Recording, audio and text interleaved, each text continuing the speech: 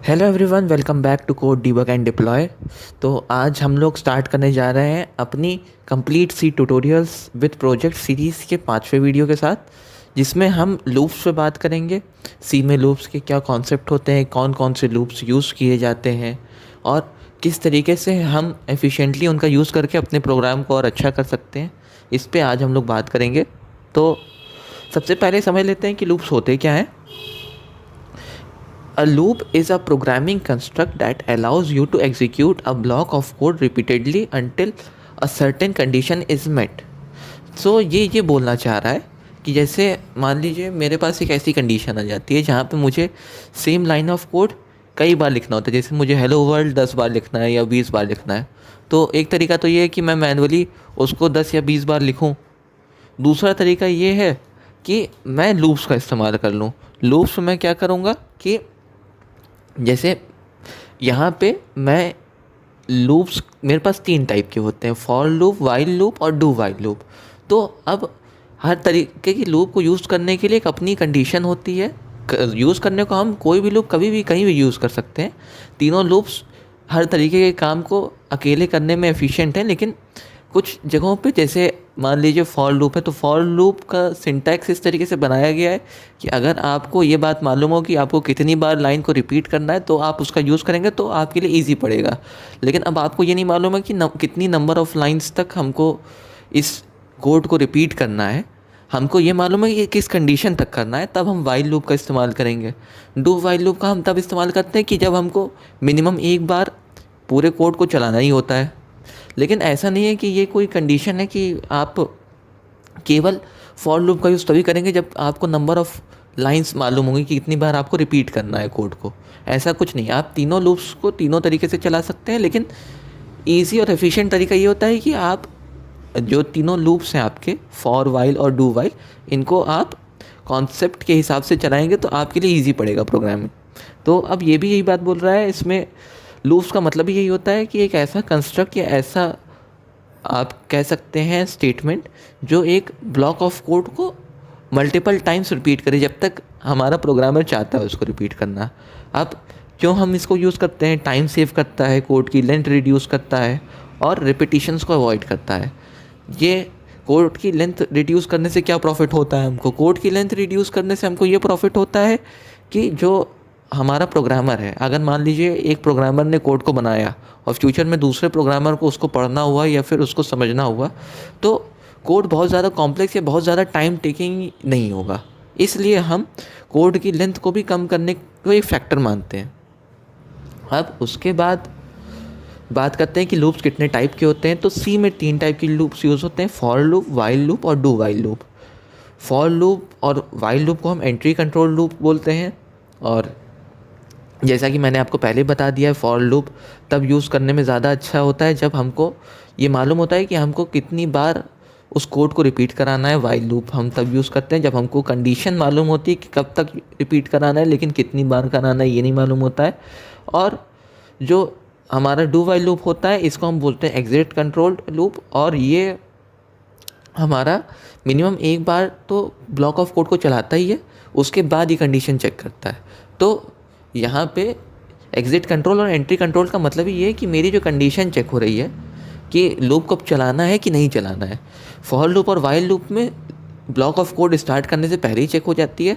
Do while loop में block of code एक बार run हो जाता है उसके बाद चेक होती है। तो अब एक एक को अच्छे से समझ लेते हैं। अब जैसे फॉर लूप्स हैं, तो फॉर लूप्स में हम लोग पहले ही बता चुके हैं, used when you know in advance how many times to repeat, मतलब जितनी बार आपको मालूम है उतनी बार के लिए। अब इसका सिंटैक्स क्या होता है? सिंटैक्स एक बार अच्छे से इसको देख लेते हैं। सिंटैक्स में क्या होता है, हम पहले लिखते हैं फॉर, उसके बाद हम पैरेंथेसिस ओपन करते हैं। यहाँ पे जो हमारा पहला पार्ट होगा उसमें हम इनिशियलाइजेशन की कंडीशन लिखेंगे, फिर उसके बाद कब तक ये लूप चलेगा उसकी कंडीशन हम मिडिल में लिखेंगे, और उसके बाद जो हमारा थर्ड सेक्शन होता है वो अपडेट का होता है। अब ये होते क्या है या कैसे इनका यूज़ करते हैं? इनिशियलाइजेशन कंडीशन ये होती है कि मान लीजिए आपको कोई कंडीशन देनी कि मतलब मुझे एक वेरिएबल है, जैसे मान लीजिए मेरे पास एक वेरिएबल है नंबर। अब मुझे जो नंबर की वैल्यू है वो जब मैं पहली बार लूप स्टार्ट करूँ तब वो वैल्यू 10 होनी चाहिए। तो मैं इनिशियलाइजेशन वाले ब्लॉक में लिख सकता हूँ। फिर मैं उसके बाद सेमीकोलन लगा दूंगा। सेमीकोलन का मतलब है कि ये जो मेरा इनिशियलाइजेशन वाला पार्ट था ये कंप्लीट हो गया है। अब कंडीशन वाला पार्ट आ गया। कंडीशन में हम वो चीज़ लिखते हैं, कह सकते हैं वो एक्सप्रेशन लिखते हैं जो हमें तब तक जब तक ये एक्सप्रेशन हमारा ट्रू रहेगा तब तक हमारा ब्लॉक ऑफ कोड रिपीट होता रहेगा। और एक बार ब्लॉक ऑफ कोड कंप्लीट हुआ उसके बाद हम फिर से स्टार्टिंग में आएंगे, कंडीशन को चेक करेंगे, अगर कंडीशन ट्रू रहेगी फिर से ब्लॉक ऑफ कोड को रन कराएंगे, फिर से वही सेम काम करेंगे तब तक जब तक ये कंडीशन फॉल्स ना हो जाए। अभी कंडीशन फॉल्स होगी कैसे, एक बार एक्सप्रेशन लिख दिया तो वो चेंज कैसे होता है। तो इसके लिए यहाँ पे हमको एक अपडेट का भी ऑप्शन मिला हुआ है, अपडेट का पार्ट मिला हुआ है यहाँ पे। इसमें हम एक्सप्रेशन को चेंज करने के लिए कुछ वैल्यू डाल सकते हैं। जैसे कि मैंने बोला कि आई ग्रेटर देन और इक्वल टू 2, जब तक ये कंडीशन रहेगी तब तक ये लूप चलना चाहिए। तो अब आई की वैल्यू हम अपडेट कैसे करेंगे, हम यहाँ पे लिख सकते हैं आई प्लस प्लस या आई माइनस माइनस लिख सकते हैं। अगर आई प्लस प्लस लिख देंगे तो वो इनफाइनाइट लूप चलेगा, मतलब ये लूप कभी स्टॉप ही नहीं होगा। अगर हम आई माइनस माइनस लिखेंगे तो क्या होगा कि एक बार पहली बार जब वो चलेगा तो आई की वैल्यू कह सकते हैं कि मान लीजिए अभी आई की वैल्यू 5 है तो पहले 5 रहेगी, फिर नेक्स्ट टाइम जब वो लूप इनिशिएट होगा तो आई की वैल्यू 4 हो जाएगी, फिर उसके बाद जब इनिशिएट होगा तो 3 हो जाएगी। इस तरीके से जब 1 हो जाएगी वैल्यू तो लूप स्टॉप हो जाएगा, हम अपने नेक्स्ट लाइन पे आ जाएंगे कोड की जो इस लूप के बाद लिखी होगी। ये हो गया हमारा फॉर लूप। अब जैसा कि मैंने पहले ही बताया कि हम हर तरीके के लूप से हर तरीके का काम कर सकते हैं, तो अब यहाँ पे क्या है कि हम इन तीनों कंडीशंस को स्किप भी कर सकते हैं। कहने का मतलब हम क्या कर दें कि हम पैरेंथेसिस के अंदर अगर हम इनिशियलाइजेशन कंडीशन वो कुछ नहीं देनी है तो हमने पैरेंथेसिस ओपन किया और उसके बाद सीधे सेमीकोलन लगा दिया, उससे भी कोई प्रॉब्लम नहीं होगी। किसी भी तरीके का एरर या सिंटैक्स एरर आपको प्रोग्राम में नहीं दिखाई देगा। उसके बाद कंडीशन अगर हमको नहीं देनी है तो हम यहाँ पे भी सेमीकोलन लगा के इसको भी स्किप कर सकते हैं, और अगर अपडेट का केस नहीं देना है तो हम इसको भी स्किप कर सकते हैं। तो हम इन सब में से किसी भी कंडीशन को कभी भी छोड़ सकते हैं, लीव कर सकते हैं। तो इसीलिए ये जो हमारा लूप है ये बहुत ही वर्सेटाइल हो जाता है, हर तरीके से हम इसमें काम कर सकते हैं। अब नेक्स्ट बात करते हैं कि हमारा नेक्स्ट लूप कौन सा है। अब यह है वाइल लूप। वाइल लूप में हम इनिशियलाइजेशन और अपडेट का पार्ट नहीं रखते, केवल कंडीशन रखते हैं। यहाँ पे जैसा कि मैंने आपको पहले ही बताया है कि ये जो हमारा वाइल लूप है ये तब ज़्यादा अच्छा होता है जब हमको कंडीशन मालूम होती है कि हमको कब तक इसको रिपीट करना है, लेकिन ये नहीं मालूम होता कि कितनी बार तक हमको रिपीट करना है, तब हम इसका यूज़ करते हैं। लेकिन हम इसका यूज़ हर तरीके से कर सकते हैं, हम इसका यूज़ फॉर वाले तरीके से भी कर सकते हैं। बस हमको क्या करना है, जैसे मैंने इनिशियलाइजेशन की कंडीशन वाइल लूप स्टार्ट होने से पहले दे दी और इस लूप के अंदर एक एक्सप्रेशन लिख दिया, जो जैसे मैं आई प्लस प्लस वहाँ पर लिख रहा था तो मैं क्या करूँगा, आई प्लस प्लस इस पैरेंथेसिस के अंदर लिखने की जगह लूप के एक वेरी एंड पे लिख दूंगा। तो यहाँ पे क्या होगा कि लूप दोबारा स्टार्ट होने से पहले ये जो मेरी कंडीशन होगी अपडेट की ये रन कर जाएगी, आई की वैल्यू ऑटोमेटिकली अपडेट हो जाएगी। अब यहाँ पे जैसे मान लीजिए कभी कभी होता है कि मैं सक्सेसिव सब्ट्रैक्शन यूज़ कर रहा हूँ, जैसे मैं हर लूप जब चला रहा हूँ तो आई की वैल्यू में 1 का डिक्रीमेंट कर दे रहा हूँ। तो मैं यहाँ पे लिख सकता हूँ कि आई ग्रेटर देन 0, तो आई की वैल्यू जैसे ही 0 होगी वाइल लूप बंद हो जाएगा। मुझे नहीं मालूम है कि आई की वैल्यू क्या है या कितनी बार तक रिपीट होगी, मैंने यूज़र से ली है वैल्यू आई की। तो इस कंडीशन पे वाइल लूप बहुत अच्छे से काम करेगा, लेकिन वाइल लूप फॉर लूप की तरीके से भी काम कर सकता है और डू वाइल लूप की तरीके से भी काम कर सकता है। अब देखते हैं कि डू वाइल लूप की तरीके से कैसे काम करेगा। अब जब हम डू वाइल लूप पढ़ते हैं तो डू वाइल लूप में हमको ये बात मालूम है कि ये एक बार तो चलेगा ही चलेगा। तो इसका जो सिंटैक्स होता है उसमें हम सबसे पहले लिखते हैं डू, फिर हम ब्लॉक ऑफ कोड लिखते हैं, फिर यहाँ पे मेरी कंडीशन चेक होती है। जैसे पिछली बार जब मैं वाइल लूप का यूज़ कर रहा था तो मेरी जो ये वाली लाइन थी ये स्टार्टिंग में लिख दी गई थी यहाँ पे, लेकिन अब क्या है कि मेरी ये लाइन क्योंकि लास्ट में लिखी गई है तो स्टार्टिंग में तो कंडीशन चेक हो ही नहीं रही, कंडीशन तो लास्ट में चेक हो रही है। तो होगा क्या इसमें कि ये जो मेरा लूप होगा ये एक बार एक्स्ट्रा चल जाएगा। अब यहाँ पे भी हम सेम काम कर सकते हैं, इनिशियलाइजेशन कंडीशन हमने डू के पहले दे दी और इंक्रीमेंट की कंडीशन हमने लूप के लास्ट में दे दी, तो ये भी प्रॉपरली वर्क करेगा। तो इस तरीके से हम तीनों लूप्स को तीनों तरीके से यूज़ कर सकते हैं, लेकिन सिंटैक्स के हिसाब से हम अलग अलग लूप्स को अलग अलग तरीके से यूज़ करते हैं, अलग अलग जगहों पे हम लूप्स की प्रेफरेंसेस को यूज़ करते हैं। लेकिन ऐसा नहीं कि कोई हार्ड एंड फास्ट रूल है कि आपको यही करना है। अब नेक्स्ट चलते हैं। तो ये कुछ लूप कंट्रोल स्टेटमेंट्स होती हैं जैसे ब्रेक आप इसमें देख रहे होंगे तो ब्रेक तो हमने इफ एल्स वाले पार्ट में भी पढ़ा है। तो ब्रेक का मतलब यहाँ पे भी सेम होता है, अगर हमने ब्रेक लगा दिया तो मेरा पूरा का पूरा लूप स्किप हो जाएगा, मैं लूप के नेक्स्ट लाइन पे आ जाऊँगा, लूप के बाद जो नेक्स्ट लाइन होगी।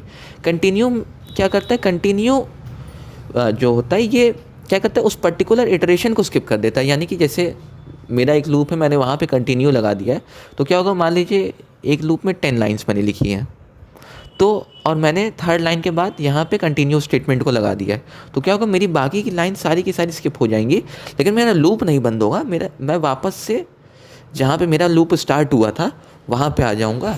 तो अब इस कंडीशन पे क्या हो रहा है कि जैसे जब मैं ब्रेक यूज़ कर रहा था तो इररिस्पेक्टिव कि अभी लूप पूरा कंप्लीट हुआ है कि लूप कंप्लीट नहीं हुआ है, लेकिन इन रिस्पेक्टिव ऑफ इन चीज़ों के मैं अपने नेक्स्ट लाइन ऑफ कोड पे आ जाता हूँ। लेकिन जब मैं कंटिन्यू स्टेटमेंट का यूज़ करता हूँ तो मैं बस, जैसे मैं इटरेशन नंबर 3 पे हूँ तो मैं इटरेशन नंबर 4 पे पहुँच जाऊँगा, यानी कि मैं थर्ड टाइम मेरा लूप रन कर रहा है तो मैं बाकी की लाइन स्किप करके सीधे फोर्थ टाइम पे आ जाऊँगा, लूप के जो मेरा फोर्थ लूप होगा उस पे आ जाऊँगा।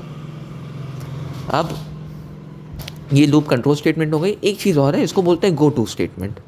यहाँ पे हम थोड़ा सा, ये कम यूज़ होने वाला सेगमेंट है क्योंकि यहाँ पे लॉजिकल एरर होने के चांसेस बहुत ज़्यादा होते हैं, इसीलिए जनरली प्रोग्रामर्स इस चीज़ का यूज़ नहीं करते हैं। तो यहाँ पे हम क्या करते हैं, यहाँ पे हम एग्जैक्ट फॉर वाइल या डू वाइल यूज़ करने की जगह पे एक गो टू कीवर्ड का यूज़ करते हैं। तो क्या होता है कि मैं जैसे यहाँ पे मैंने एक लेबलिंग कर दी लूप, अब मैं ज़रूरी नहीं कि मैं लूप ही यहाँ पे लिखूँ, मैं यहाँ पे कुछ भी दे सकता हूँ, क्योंकि लूप क्या है, ये कोई कीवर्ड नहीं है। मैं यहाँ पे लूप दे सकता हूँ, एरे दे सकता हूँ, वेरिएबल दे सकता हूँ, कोई भी नेम दे सकता हूँ इसको।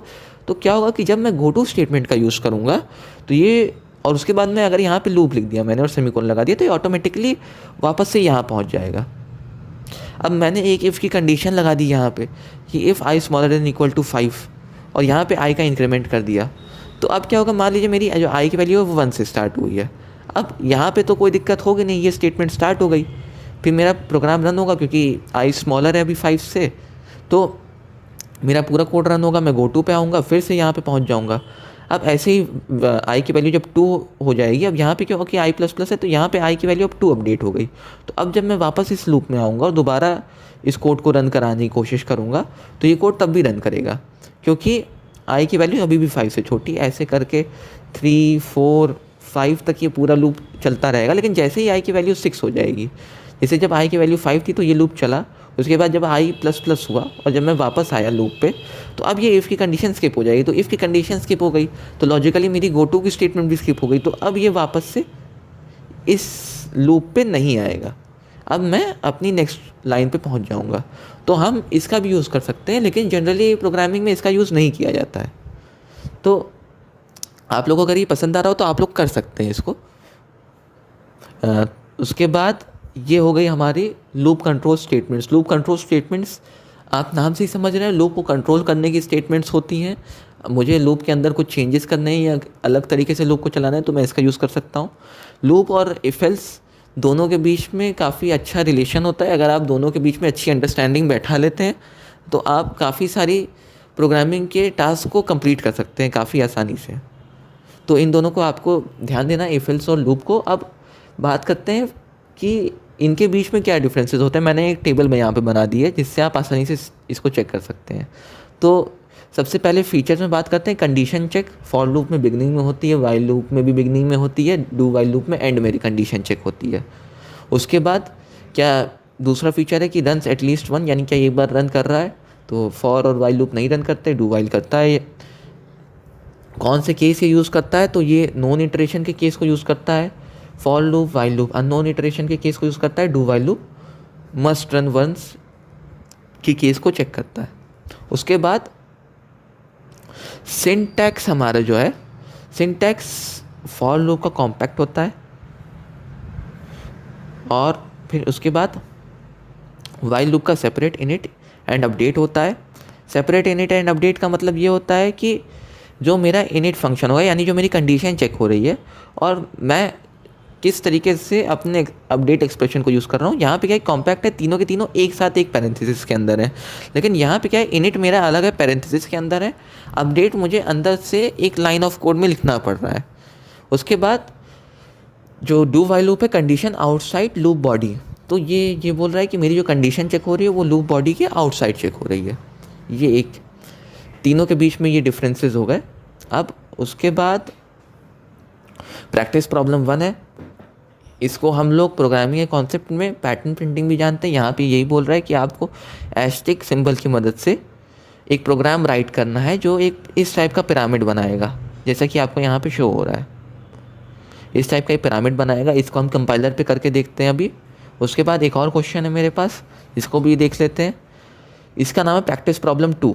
तो प्रैक्टिस प्रॉब्लम 2 में क्या है, write a C program to print the first n terms of a Fibonacci sequence. Fibonacci sequence क्या होता है? फिबोनाची सीक्वेंस एक ऐसे सीक्वेंस को बोलते हैं जिसकी फर्स्ट टर्म 0 होता है, सेकंड 1 होता है और उसके आगे की जितनी टर्म्स होती हैं वो प्रीवियस 2 टर्म्स का सम्स होती हैं। जैसे कि 0 और 1 का सम हो गया 1, तो 1 होगा। अब 1 और 1 का सम हो गया 2, तो 2 होगी नेक्स्ट टर्म।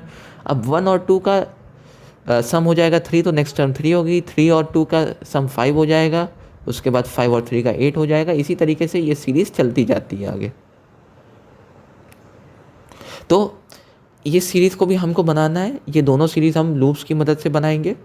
तो अब हम लोग अपने कंपाइलर पे चल के एक बार इन दोनों के दोनों क्वेश्चंस को देख लेते हैं। पहला ये पैटर्न प्रिंटिंग का क्वेश्चन, इसका भी आप स्क्रीनशॉट ले सकते हैं, और दूसरा प्रैक्टिस प्रॉब्लम 2 का, यानी कि फिबोनाची सीरीज़ का। यहाँ पे नीचे मैंने एक्सप्लेन भी किया है। तो चलिए चल के इसको देखते हैं।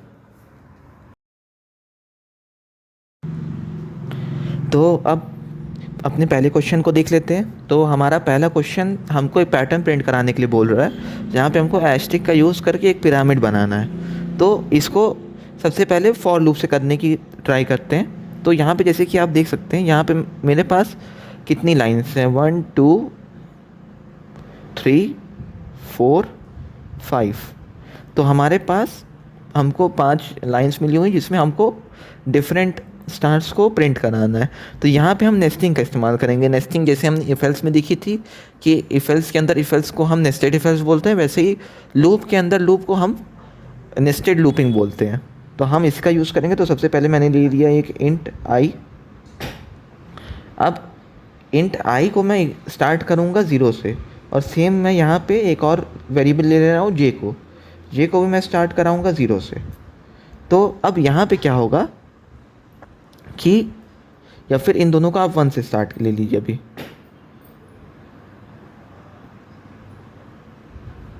अब हम सबसे पहले फॉर लूप का यूज़ करेंगे। फॉर लूप का सिंटैक्स, फॉर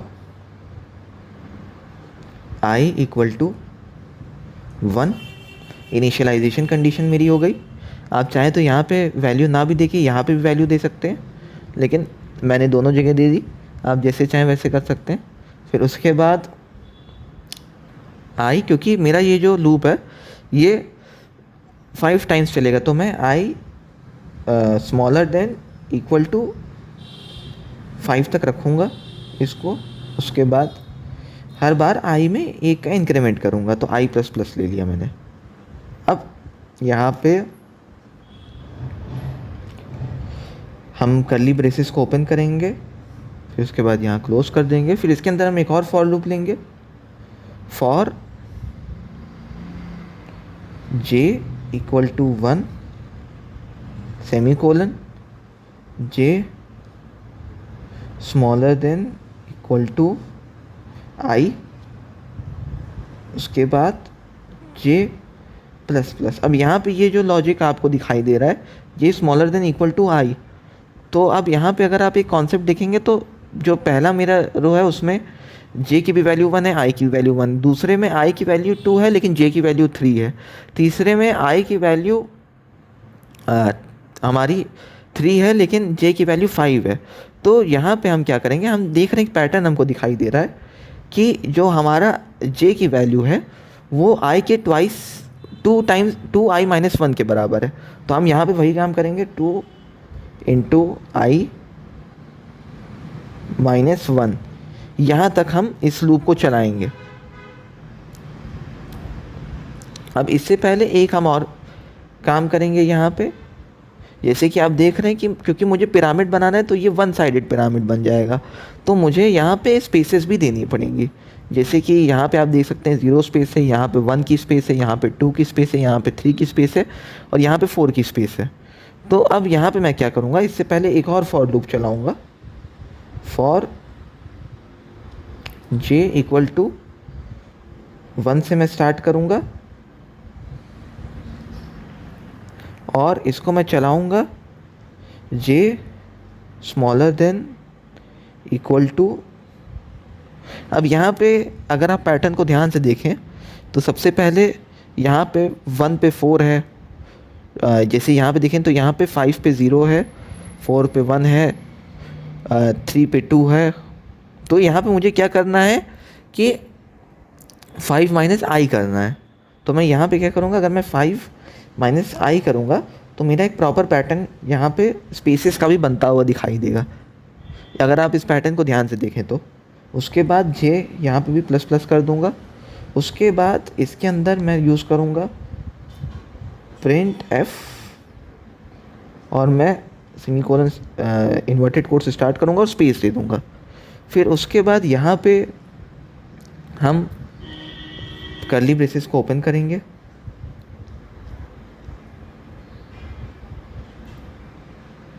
और इसके बाद एंटर करके यहाँ पे प्रिंट एफ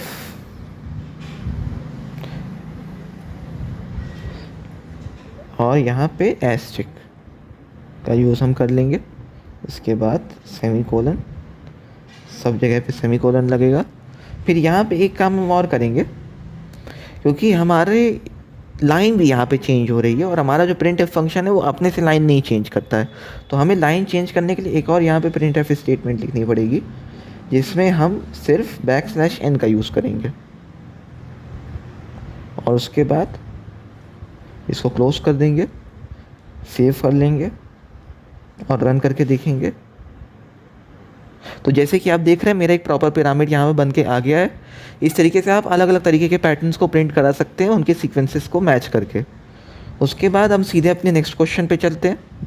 नेक्स्ट क्वेश्चन हमारा बता रहे हैं कि हमको फिबोनाची सीरीज़ के बारे में बताना है। तो यहाँ पे हम वाइल लूप की मदद से काम करेंगे। तो यहाँ पे मैं इंट नम नाम का एक वेरिएबल ले रहा हूँ, इसका इनपुट मैं यूज़र से करा ले रहा हूँ, scanf %d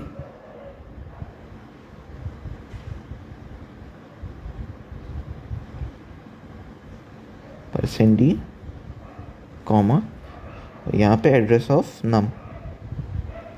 अब मैं यूज़र से ले रहा हूँ कि मुझे कितनी टर्म तक फिबोनाची को प्रिंट कराना है। उसके बाद मैं यहाँ पे एक और वेरिएबल ले रहा हूँ i। तो फिर यहाँ पे हम क्या कर रहे हैं, फॉर i इक्वल टू, तो हम यहाँ पे स्टार्ट करेंगे 1 से और i जो हमारी कंडीशन होगी वो ये होगी कि जो हमारा i है वो जब तक स्मॉलर देन या इक्वल टू है हमारे नम के तब तक ये लूप चलेगा, उसके बाद ये लूप नहीं चलेगा और हर बार i प्लस प्लस हो जाएगा। अब यहाँ पे इसको ट्राई करते हैं। उसके बाद जब यहाँ पे हम लिखेंगे, सबसे पहली कंडीशन हम चेक करेंगे कि इफ़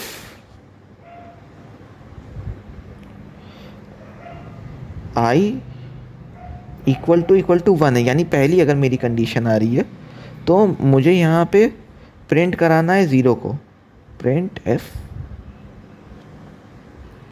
0।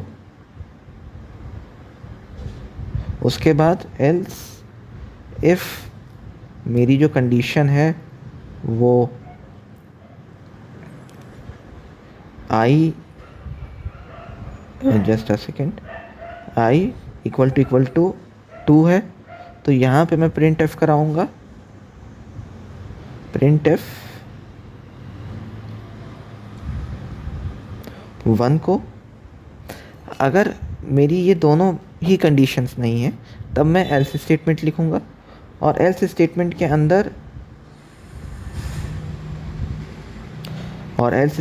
अंदर मैं सबसे पहले यहाँ पे मैं एक और वेरिएबल ले रहा हूँ जिसका नाम मैं दे दे रहा हूँ टेम्प। और अब मैं इस टेम्प का यहाँ पे यूज़ करूँगा, लिखूँगा टेम्प इक्वल टू आई, या फिर आप इसको ऐसे ना लिख के आप इसमें जो आपकी प्रीवियस वैल्यू है उसको सबसे पहले आपको स्टोर करना पड़ेगा।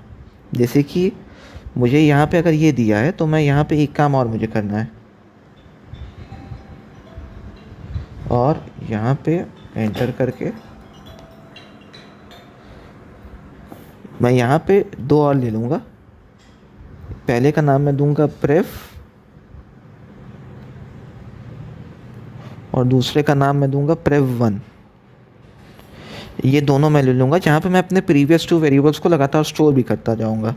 तो जैसे अब यहाँ पे मैंने लिया prev इक्वल टू 0 और यहाँ पे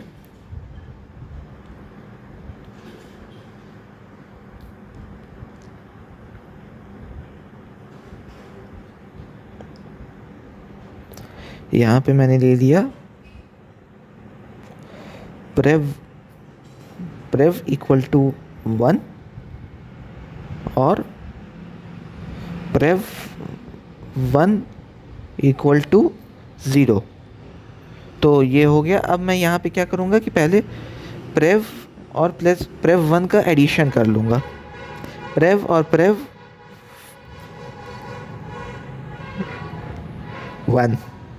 अब उसके बाद जो मेरा टेम्प वेरिएबल आएगा तो मैं यहाँ पे एक कॉन्सेप्ट होता है स्वैपिंग, उसका यूज़ करूँगा, यानी मैं नंबर्स को इंटरचेंज करूँगा। तो जो मेरी वैल्यू prev में है उसको मैं prev1 में डाल दूँगा, prev1 इक्वल टू prev, और उसके बाद जो मेरी वैल्यू टेम्प में है उसको मैं prev में डाल दूँगा, prev इक्वल टू टेम्प, और यहाँ पे टेम्प की वैल्यू को प्रिंट करा लूँगा, printf %d कॉमा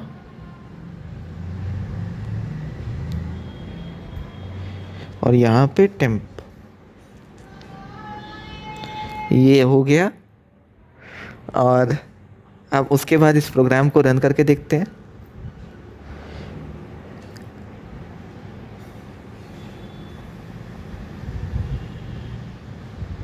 अब सबसे पहले मैं यहाँ पे कोई नंबर दूंगा, जैसे कि मैंने दे दिया 13। अब देखते हैं 13 पे आ रहा है। तो आप जैसे देख सकते हैं मेरी ये फिबोनाची सीरीज़ आ गई 0 1 1 2। ये हर बार प्रीवियस 2 टर्म्स का सम ले रहा है। 2 और 3 का सम 5, 5 और 3 का सम 8, 5 और 8 का सम 13, 21। तो ये मेरी फिबोनाची सीरीज़ हो गई और ये मेरा फिबोनाची सीरीज़ का प्रोग्राम हो गया। ये प्रोग्राम करने के बाद इसको हम फंक्शंस की मदद से भी करेंगे। तो अब वापस से अपने स्लाइड शो पे चलते हैं। तो अब ये वीडियो यहीं पे कंप्लीट होती है। ये इस वीडियो के प्रैक्टिस क्वेश्चंस हैं दोनों, आप लोग इनको ट्राई कीजिएगा अपने से करने के लिए। तो अब इस वीडियो में इतना ही है।